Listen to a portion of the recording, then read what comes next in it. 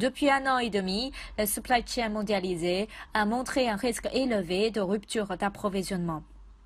Tous les secteurs sont exposés, de l'automobile à l'habillement, en passant par l'aéronautique, le BTP et l'électronique. La crise sanitaire a amené les entreprises à reformuler leur stratégie. Beaucoup d'entre eux cherchent à relocaliser les productions industrielles et des chaînes de valeur.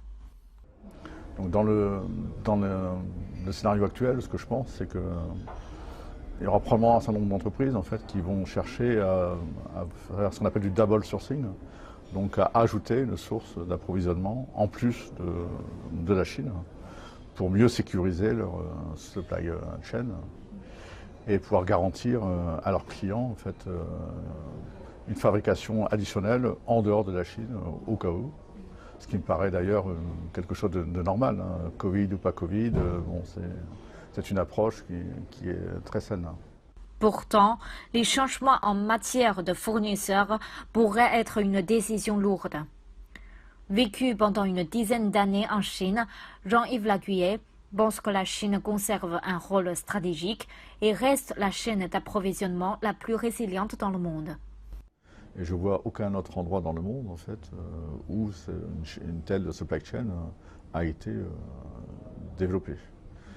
Et je pourrais même citer en fait, le PDG de Apple hein, qui disait l'année dernière, hein, pendant la pandémie, hein, Tim Cook, qui ne voit aucun pays au monde en fait, où on peut construire en fait, des usines qui permettent de produire des produits de haute qualité, à très faible coût, livré juste à temps et à grande échelle.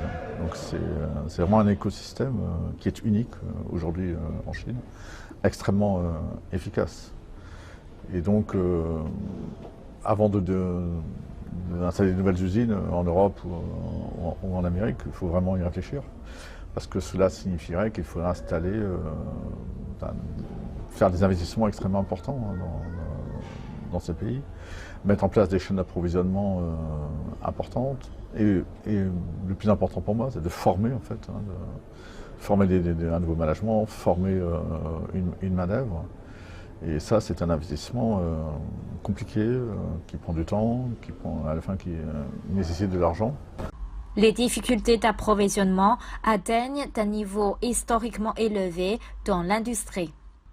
La crise de la Covid-19 oblige de nombreuses entreprises et l'ensemble des secteurs à repenser et à transformer leur modèle de chaîne d'approvisionnement mondiale.